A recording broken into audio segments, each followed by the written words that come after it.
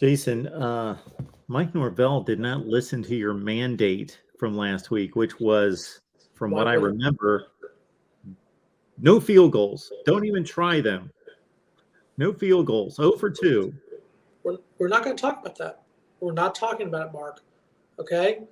Oh, Florida State missed a field goal. Imagine that. Breaking news. Get the breaking news banner up on the screen right now. No, I mean, it reminds me a little bit of what happened towards like in the 2000 season, the early 2000s, when you had an inconsistent kicker, but you didn't have anyone backing up, and that's the problem. If you were to bench Ryan Fitzgerald right now, who would take over as kicker? Well, Norvell is telling us as of this week, as you will know, because you saw the news conference, just basically continuing to evaluate, but Fitzgerald is still going to be the guy that he trots out there. Yay. 4 for 9 on the season. That's what I'm saying. It's not, I mean, you look at it, and I think people need to realize, for example, when Florida State went for 2, when they cut the lead to 28-13, I think the question has to be, why are you not even kicking extra points? Do you really not trust him? I know he missed an extra point against Boston College, but seriously, can't even send him out there to kick extra points?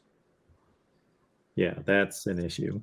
And I understand one of the kicks was a 55-yarder, so those are missed probably more often than they're made in the collegiate game. I don't think there's any question about that. But there are guys out there making 55-yard field goals in college football, so it's not unreasonable to expect to maybe make half of those and make 75 to 80% of everything else.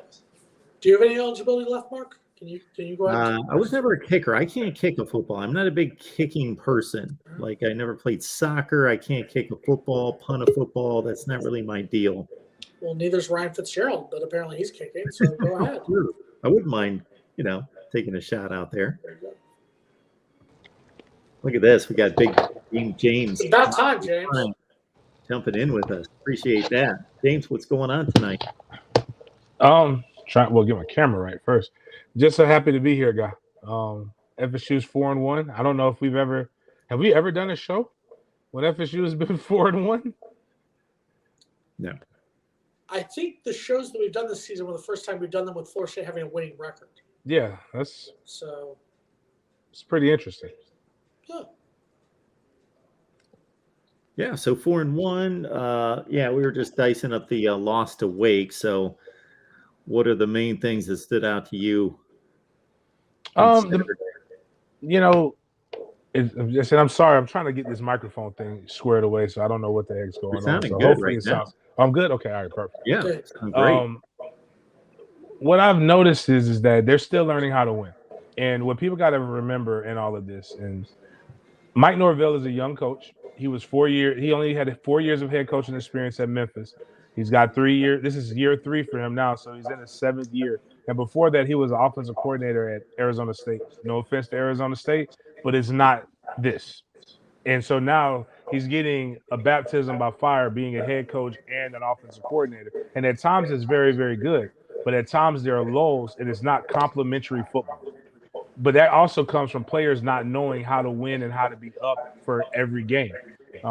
Nobody fears them right now. So like in the dynasty era, people can get away with things because people are afraid of them. But nobody's afraid of them right now. So that's what my biggest takeaway is. You can't skate through two quarters in a drive and then expect to win a game. James, quick question. We talked a little bit about this before you signed on. What do you think was the biggest problem in this game for Florida State? Once again, I agree with you. We're 4-1. Let's be happy we're 4-1 as of where the program has been the last 5 seasons. But what was the biggest problem for Florida State against Wake? What do you think? Well, I don't think you lost. So obviously there's something you need to improve on. But I think the biggest thing is taking advantage of opportunities and swings. You had 11 penalties for 96 yards. That's terrible. That's literally the reason why you lost the game. You couldn't get off the field in the first half.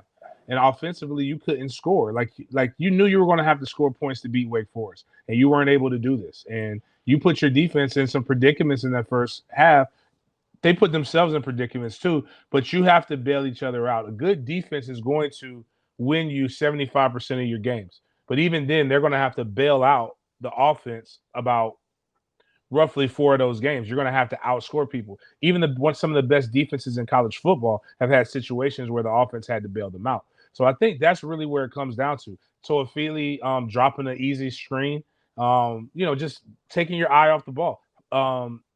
Ward doesn't fumble. He fumbles and loses a fumble. Jay Trav lost a fumble. Ward fumbles in an inopportune time, and the same thing with Benson. Just key times where players weren't making plays that they should have made. And I think in that first half, they were too focused on the refs aren't helping us. Like there were clear holds and there were things like that, but you don't leave it in the hands of the ref. And I think that's just one of the things that they have to learn how to be dominant for dominance sake.